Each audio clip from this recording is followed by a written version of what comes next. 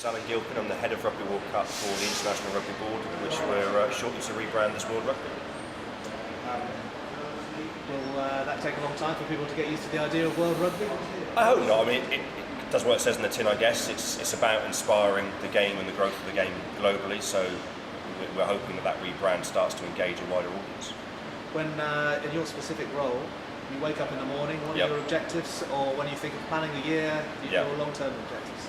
Yeah, I mean, I think our objectives from an International Rugby Board point of view in relation to Rugby World Cup are pretty clear.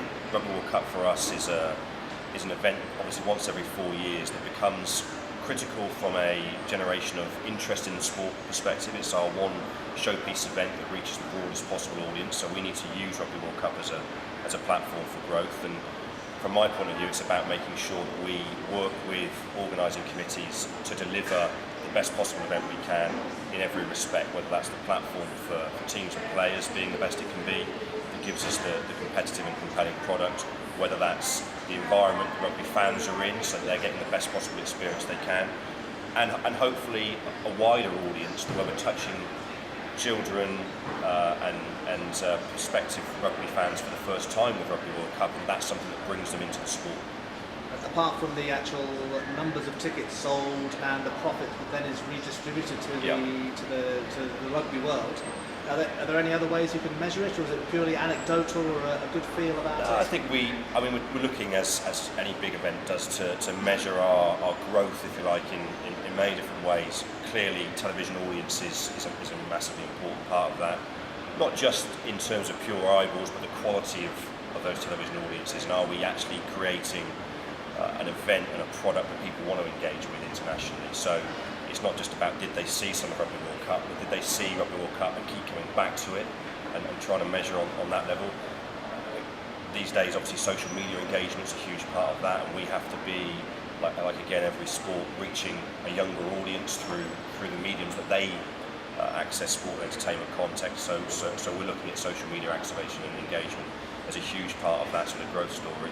And again, at a more domestic level, in the host territory, not just looking at the spectators in the stadiums, but the number of people who visit fan zones, the number of people who interact with city engagement programmes and the trophy tour that's taking place around the world currently for Rugby World Cup. So there's a number of ways we can look at measuring it. And I guess that when it comes to Olympic Games, people look back on them and say it was the best Olympic Games ever. I guess that's the feeling you want for every Rugby World Cup.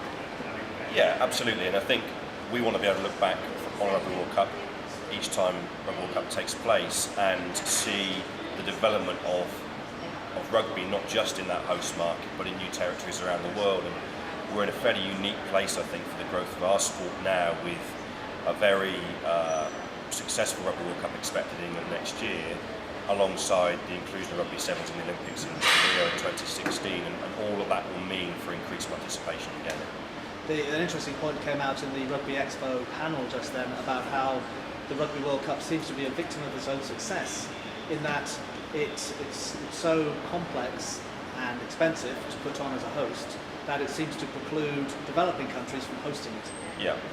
How do you then deal with that in bringing events to the smaller countries, or is it always going to be that way, where the big countries look after the World Cup and that money is then redistributed to the smaller countries? Yeah, I think traditionally Rugby World Cup, and certainly the way it's grown in the last 3 or 4 editions, has been an event that any sort of rugby nation can aspire to host, and we need to make sure that we continue to have an event that can be hosted in different sorts of territories, both from the Englands, who've got fantastic venues and fantastic infrastructure. We're in Japan in 2019. As we look forward to 2023, we need to make sure we have an event that's accessible. A lot of that, I think, when we talk to member unions of the IRB about hosting Rugby World Cup, is making sure they understand that this is an event that needs to be run in partnership with government, with in this case UK Sport, Japan Sports Council and their equivalents around the world, and that the tourism, economic, socio-cultural benefits are understood by those stakeholders, so that the rugby union doesn't feel like it's investing in the event on its own. Yes. And that's the opportunity, I think, to take the event to ever more territories. And I'm just thinking that the challenges about organising a Japanese World Cup as opposed to one in England must be quite different. Yeah. Are you finding out that kind of Yeah, thing? I mean, we're 5 years out from Yeah. for a Rugby World Cup in Japan. It will be the first Rugby World Cup outside of rugby's traditional strongholds, if you like. That brings its own challenges.